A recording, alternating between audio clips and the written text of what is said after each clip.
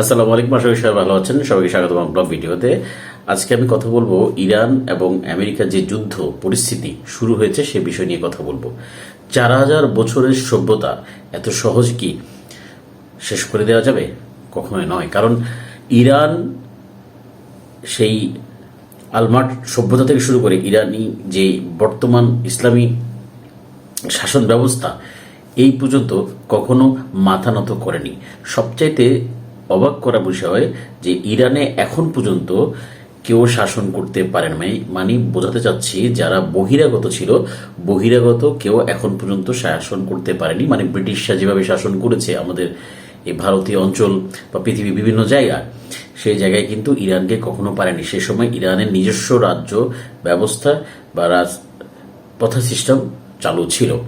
তো সেই জায়গা থেকে আমরা যদি বলতে চাই যে কেন পারেনি, কারণ এই জাতি ছিল অদম্য। এই জাতিতে সে সময় থেকে শুরু করে কোনো বিশ্বাসঘাতকতার ঘটনা তাদেরকে পঙ্গু করতে পারেনি। বিশ্বাসঘাতক ছিল, বাট বিশ্বাসঘাতকতা থাকার পরেও সেখানকার মানুষের অদম্য চেতনা তাদেরকে শক্তিশালী করেছে। এবং ট্রাম্পের যত ধরনের হুমকি দুমকি হোক, সে কি পারবে? আমার কাছে মনে হয় সে কখনোই পারবে না। কারণ ইরানের যে ভৌগোলিক অবস্থান, সেটা হচ্ছে সবচেয়ে বড় পাওয়ার বলা যায় যে ইরানের। কারণ ইরানের যেই পর্বতময় এরিয়া, সেগুলোতে যদি ভূমিতে আক্রমণ করা বা দখল করা যে পর্যায়ে আসবে, যে চিন্তা করা হচ্ছে, সেটা খুবই ডিফিকাল্ট হবে। আকাশপথ ছাড়া আক্রমণের কোনো সুযোগ নেই। ইরানের একটাই দুর্বলতা, সেটা হচ্ছে আকাশপথ। আমি জানি না ইরান আকাশপথে তাদের এত দুর্বলতা কেন রেখেছে, নাকি সেটাও কোনো কৌশল, সেটা এখন সময় বলে দিবে। কিন্তু শুধুমাত্র মিসাইল নিয়ে যেই সামরিক ব্যবস্থাপনা তারা সাজিয়েছে, তার জন্য তারা কিন্তু এখনও পিছুপায় হয়নি। তারা অদম্য মতো দাঁড়িয়ে আছে। এবং আমেরিকা এবং ইসরায়েলের মতো সামরিকভাবে এত শক্তিশালী দুটো দেশকে কিভাবে তারা ফেস করছে, যেখানে অত সহজ ছিল না। তাদের যে সামরিক শক্তি, যে প্রযুক্তিগতভাবে তারা যত উন্নত, সে জায়গায় খুবই ডিফিকাল্টিস আমি মনে করি।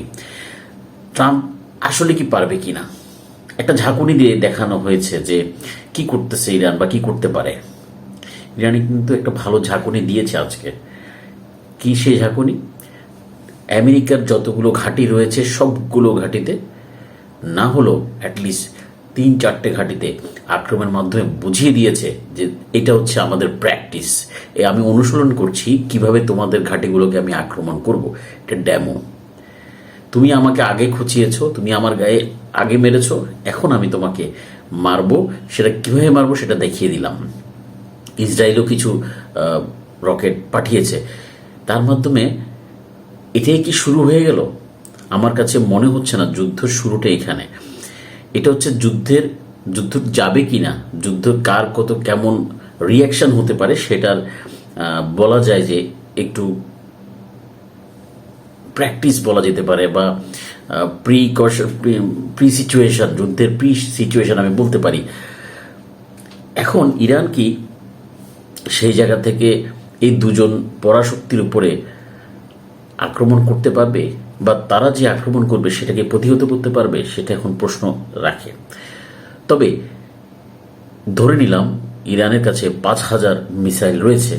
কতদিন পর্যন্ত এই 5000 মিসাইল তারা রাখতে পারবে? একটা সময় না একটা সময় তো শেষ হবে। কিন্তু বিষয়টা আমি অন্যভাবে যদি চিন্তা করি, কারণ অনেক বিশ্লেষককে বলতে শোনা যাচ্ছে, তারা বলছে যে ইরানে যে সামরিক সক্ষমতা, আমেরিকার যে সামরিক সক্ষমতা, দুটো ভিন্ন বিষয়।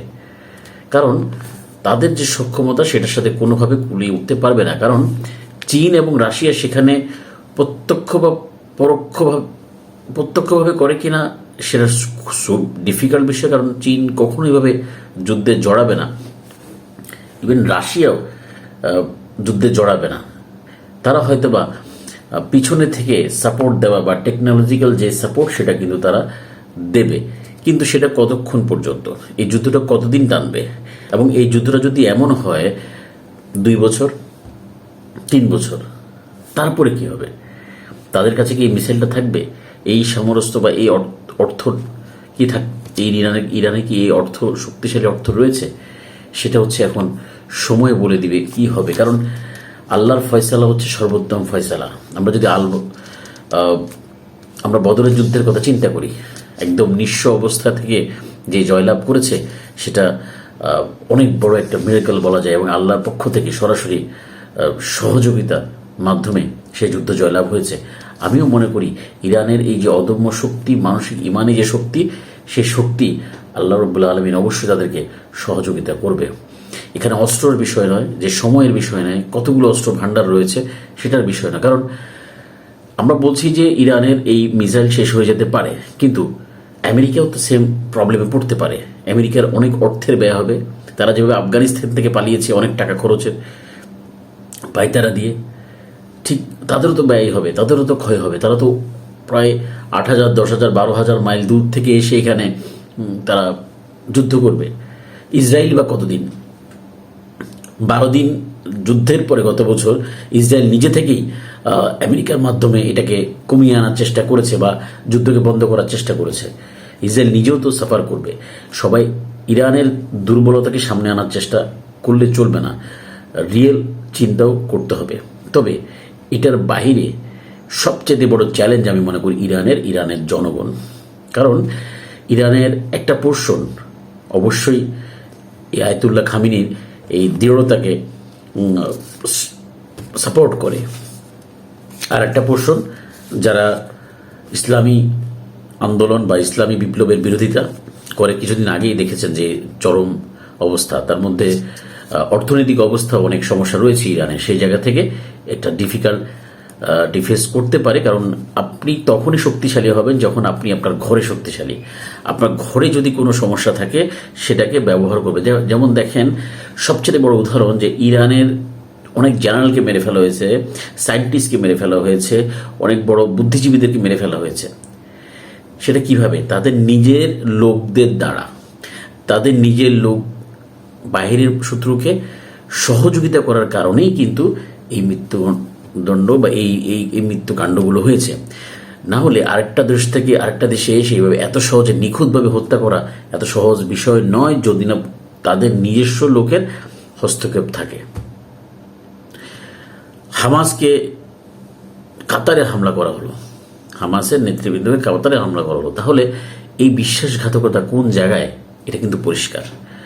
তাহলে ইরান এই সিচুয়েশন, নিজেদের বিশ্বাসঘাতকতা যে লোক, তারা ইরানের জনগণ যারা আয়াতুল্লাহ খামেনির বিপরীতে রয়েছে তাদেরকে ফেস করা, তাদের থেকে সাপোর্ট না পাওয়া বা বিশ্বাসঘাতকতা করা, যে বিদেশি শক্তির কাছে নিজেদের দেশের তথ্য বা দেশের জনগণের তথ্য তুলে দেওয়া, এই জিনিসটা কিন্তু ফেস করতে হবে ইরানকে।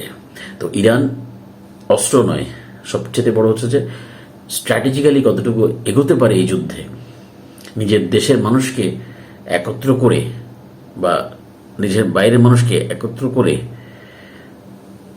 তাদের সাথে কীভাবে মোকাবেলা করবে, সেটা হচ্ছে এখন সবচেয়ে বড় প্রশ্ন। শুধু অস্ত্র দিয়ে নয়, যুদ্ধ এখন কৌশল দিয়ে হয়। কারণ যুদ্ধের প্যাটার্ন সম্পূর্ণ চেঞ্জ হয়ে গেছে। আমি দোয়া করি অবশ্যই ইরান এই যুদ্ধে জয়লাভ করবে। আমরা মুসলিম হিসেবে ইরানের পাশে আছি।